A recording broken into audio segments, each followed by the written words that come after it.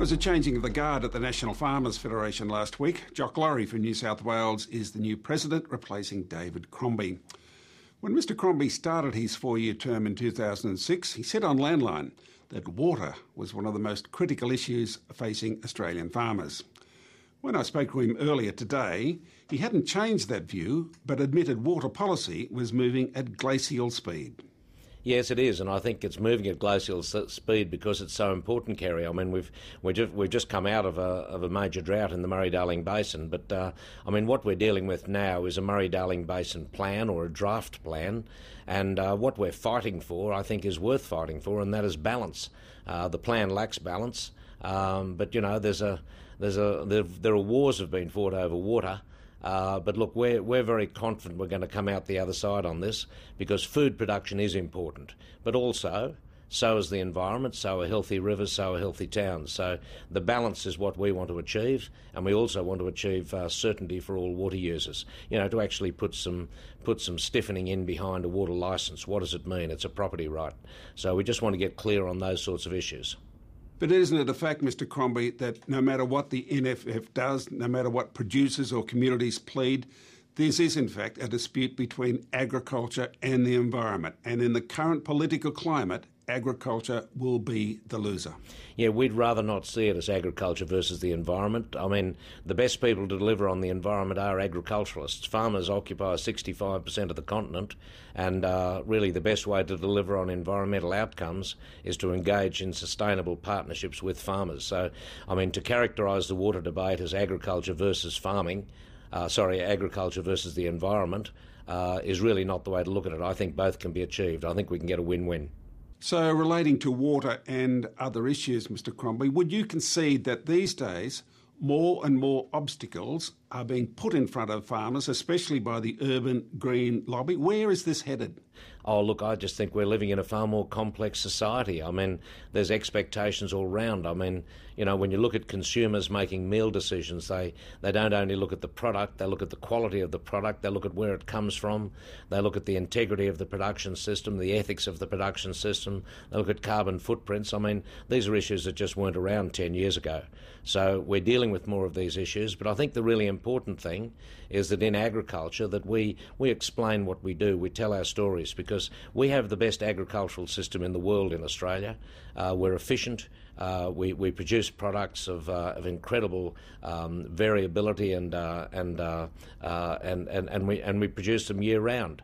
I mean, you know, we really take our food for granted in Australia. Our agricultural system is one of the best, and I believe that we can achieve what we're looking for in terms of food production in Australia on a sustainable basis, and at the same time deliver the environmental outcomes that are sensible for the long term. Foreign investment, Mr Crombie now. What's the NFF policy on the takeover of our agribusiness by foreign interests? Foreign investment is actually able to control an industry. That's where we really need to have close scrutiny and totally open transparency. We'd favour a register of foreign investment. We'd like to see transparency, particularly where that investment actually controls an industry or has the potential to do so.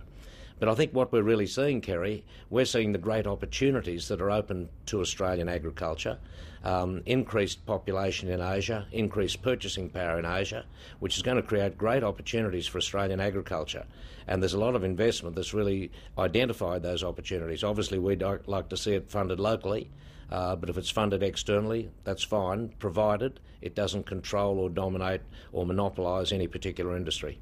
Mr Crombie, one of your favourite topics over the years has been the Australian dollar, the rising dollar.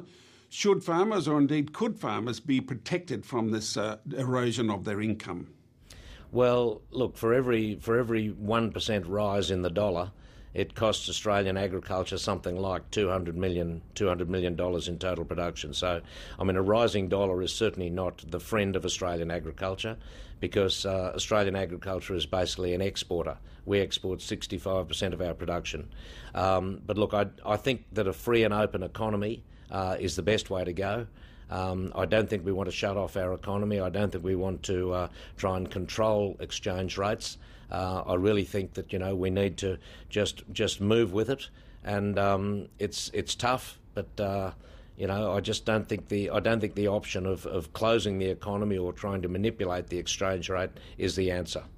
Here's a question about how tough it is to be a farmer. 20 to 25 years ago, steers were getting about $1.80. Wheat was more or less the same price it is today, although it does vary from season to season. The national debt is absolutely booming. Is it just too tough to be a farmer these days? Yeah, and this is a continuum, Kerry. Real prices just in so many areas don't increase. Real costs do, and the only way to stay in business is by improved productivity.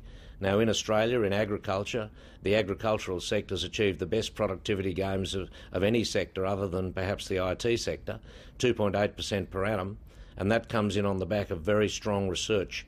Now, my concern and the concern at National Farmers Federation is that we've taken our foot off the pedal on research. We need to be really increasing our research efforts to give farmers the tools to produce more effectively and more efficiently. Now, it's a big call, but if you look across the economy, everybody is calling for efficiency. Computer prices are coming down in real terms. Motor car prices are coming down in real terms. Efficiency is the name of the game. And in agriculture, the way to deliver that efficiency is to have good research and development that gives farmers the tools to do things better. David Crombie, I know you actually do get the proverbial on your boots from time to time. Are you going back to your property to pump out a few more steers for $1.80, or are there other things on your mind? Yeah, well, Kerry, look, I don't even think in terms of retirement. I think in terms of doing different things. I'm going to be doing a whole lot of different things. I'm not really sure yet. I've only just stepped out of the chair at National Farmers Federation. I am certainly going to have some involvement with an organisation called Food Bank, which I think's an excellent organisation. We receive donated food, we distribute it to 300 charities, and we're actually supplying meals to 70,000 Queenslanders a week. I'm going to be involved in Food Bank, and I'm going to have a few other interests as well. David Crombie, thanks for your time on Landline, and good luck. Thank you very much.